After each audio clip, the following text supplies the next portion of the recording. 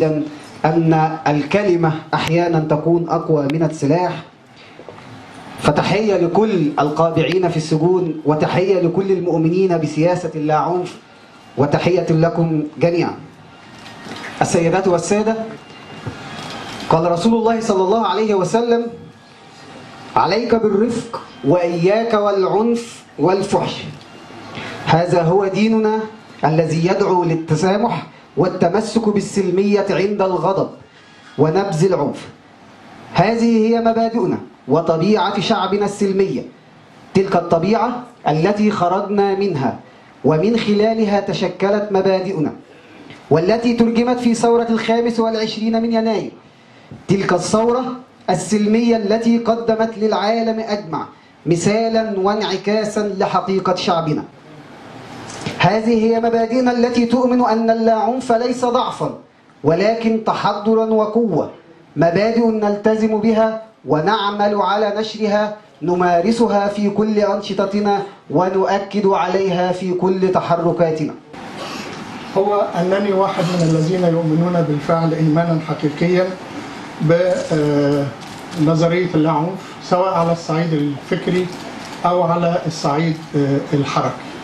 فيعني على الصعيد النظري والفكري أعتقد أن كل النظريات التي أصلت إلى المقاومة من خلال سياسة اللاعنف تستمد قيمها من قيم الإنسانية والحفاظ على يعني حق الحياة والحفاظ على الكرامة الإنسانية، وبالتالي هي حتى تصل إلى حد أن الذي يناضل يتعين عليه أن يدفع هو ثمن هذا النضال حتى يتمكن من حماية حق الآخرين في الحياة.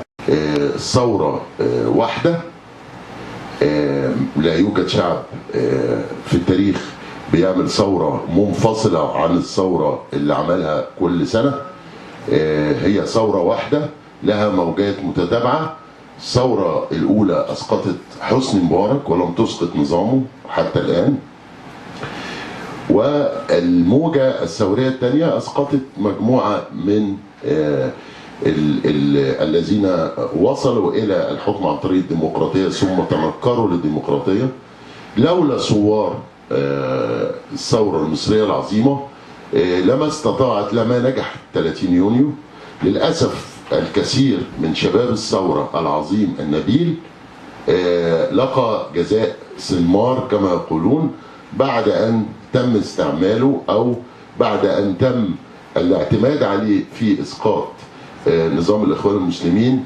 للأسف الشديد الكثيرون الآن من رفاقنا وأصدقائنا موجودون في المعتقلات، ونحن يعني نتحين هذه الفرصة لتحياتهم. تحية للمعتقلين جميعا. من محاربة ومن قمع الأصوات السلمية. وإذا كنتم تقولون أنكم تحاربون الإرهاب، فلا تصنعوا الإرهاب بسحق أحلام الناس وبغلق أبواب الأمل وبقمع الأحرار. إذا كنتم تريدون حرب الإرهاب فاجعلوا المصريون يعني يعرفون قيمة حقوق الإنسان، ولا تحاربوا الإرهاب إلا باحترام حقوق الإنسان.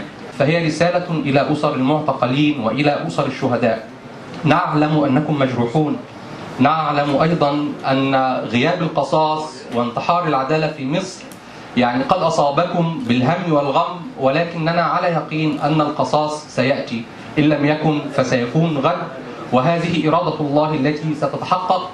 هي حرب تمثل الضريبة والثمن الذي ندفعه لأننا رفضنا أن ننحني لهم كما أرادوا، ولأننا رفضنا انتهاكات حقوق الإنسان ورفضنا الانحراف عن مسار الديمقراطية. كان من الممكن أن ننافق مثلما نافق البعض، كان من الممكن أن نشهد شهادة الزور فنبرئ القاتل وندين الضحية، كان من الممكن أن ننحني كما أرادوا مثلما يقول البعض أن الموجة عالية فلا بد أن نخفض رؤوسنا حتى تمر.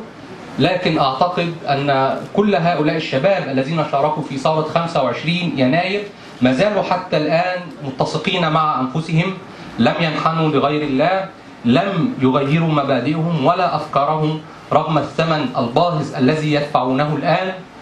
يقيني ويقين الجميع أن هذه الثورة ستنتصر، ليس بأحلام رومانسية ولا بكلام حالم، ولكن لأنه في النهاية لن يصح إلا الصحيح. الخيار السلمي وثقافة اللاعنف ليست خيارا تكتيكيا مؤقتا نتبناه، وإنما هو منهج للحياة. هي إن السبيل الوحيد لإقامة المجتمع المتحضر هو تمكين المواطن وتوعيته بقدرته على التغيير، وهذا هو الهدف الأسمى للديمقراطية. The only way to establish a civilized society is to empower the citizen and to make him aware of his capacity for change. And this is the ultimate goal of democracy.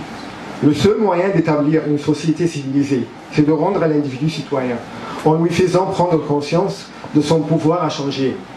Et ça, c'est le but ultime de la démocratie.